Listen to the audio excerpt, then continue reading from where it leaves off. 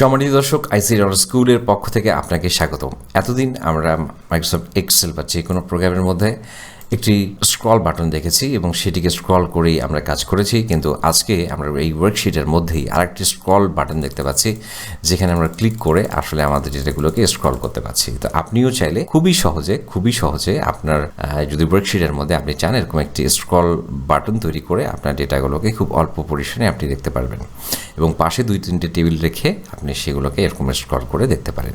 তো চলুন আমরা এই কাজটি কীভাবে করব খুবই সহজে।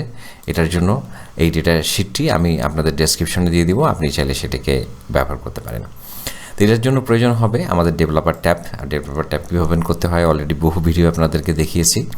আর আমার একটি নতুন চ্যানেল রয়েছে ডিজিটেক সর্দার, আপনাদের কাছে বিশেষ অনুরোধ রইল চ্যানেলটি ঘুরে আসার, সেখানে অনেক নতুন বিষয়ের উপরে ভিডিও পাবলিশ করছি, আশা করছি আপনাদের ভালো লাগবে। এখানে এটি হচ্ছে আমাদের মেইন ডেটা। আমি প্রথমেই এখান থেকে হেডিংটিকে নিয়ে এখানে পেস্ট করে দিচ্ছি। এখান থেকে ডেটাগুলো আমরা এখানে নিয়ে আসবো অ্যাকচুয়ালি। তো এখানে আমাদের একটি অবজেক্টের প্রয়োজন হবে, সেটি হচ্ছে আমাদের ডেভেলপার ট্যাব থেকে আমরা ইনসার্টে ক্লিক করে এখানে দেখুন আমরা স্পিন বাটন ফর্ম কন্ট্রোল এখানে এসে এটাকে ট্র্যাক করব, যতটুকু আমি ব্যবহার করতে চাই ততটুকু। এখন এটাকে আমরা সেট আপ করে নেব ফর্ম কন্ট্রোলে, এবং ফর্ম কন্ট্রোলের এখানে আমরা কারেন্ট ভ্যালু আমরা দিয়ে দেবো 1 এবং এখানে মিনিমাম ভ্যালু দিয়ে দেবো 1 এবং এখানে সেল লিঙ্কটি আমরা বসিয়ে দিব এখানকার সেল লিঙ্কটি, এবং এই ভ্যালুটিকে আমি একটু কপি করে রাখছি, পরবর্তীতে কাজে লাগবে, তাই এই জন্য ওকে করে দিচ্ছি। এবং এখান থেকে ডেটাগুলোকে আমরা এখানে নিয়ে আসবো একটি ফাংশনের মাধ্যমে, সেটি হচ্ছে ইনডেক্স। এরপর আমরা ফার্স্ট ব্র্যাকেট ইউজ করব এবং এখান থেকে আমরা দিয়ে দিব যে আমাদের ডেটাগুলো লাগবে হচ্ছে একদম শেষ পর্যন্ত। আমরা শেষ পর্যন্ত চলে আসলাম, শিফট প্রেস করে জাস্ট দিয়ে দেবো ড্র্যাগ করে, এখানে চলে এসেছে।